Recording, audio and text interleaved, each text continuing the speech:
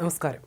3 സ്ത്രീകളെ വിവാഹ തട്ടിപ്പിന് ഇരയാക്കിയ യുവാവ് വിവാഹമോചിതയായ ആലപ്പുഴ സ്വദേശിനിയുടെ പരാതിയിൽ കുടുങ്ങി പോലീസ് വലയിലായി.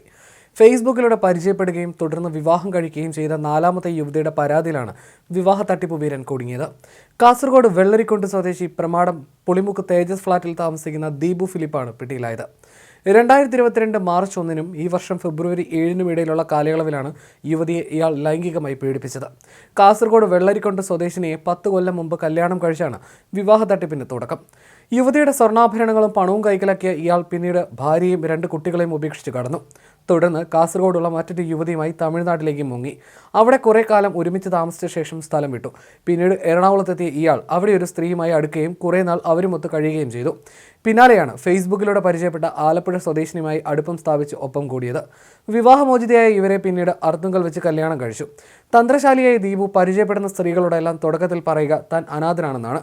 വിവാഹം കഴിച്ചാൽ തനിക്കൊരു ജീവിതവുമാകും, ഒറ്റപ്പെടുന്നതിൻ്റെ വേദന മാറുകയും ചെയ്യുമെന്ന് വൈകാരികമായി പറഞ്ഞ് വിശ്വസിപ്പിച്ച് വലയിൽ വീഴ്ത്തും. തുടർന്ന് ഒരുമിച്ച് ജീവിച്ച് ലൈംഗികമായി ഉപയോഗിക്കുന്ന പ്രതി താല്പര്യം കുറയുമ്പോൾ അടുത്ത ഇരയെ തേടി പോവുകയാണ് ചെയ്തു വന്നത്.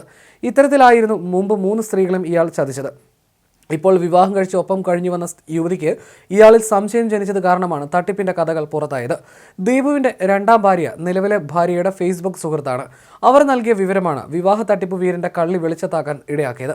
ഇയാൾക്ക് മുമ്പുണ്ടായ ഒരു വാഹന അപകടവുമായി ബന്ധപ്പെട്ട കേസിൽ ഇൻഷുറൻസ് തുകയായ 3.5 ലക്ഷം രൂപ കിട്ടിയപ്പോൾ യുവതിയോടുള്ള താല്പര്യം കുറഞ്ഞതായി തോന്നി.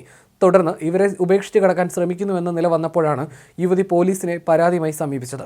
ശനിയാഴ്ച കോന്നി പോലീസിൽ കൊടുത്ത പരാതി പ്രകാരം കേസ് രജിസ്റ്റർ ചെയ്ത് പ്രാഥമിക നടപടികൾക്ക് ശേഷം പ്രതിയെ പത്തനംതിട്ട ഭാഗത്ത് നിന്ന് കസ്റ്റഡിയിലെടുക്കുകയായിരുന്നു.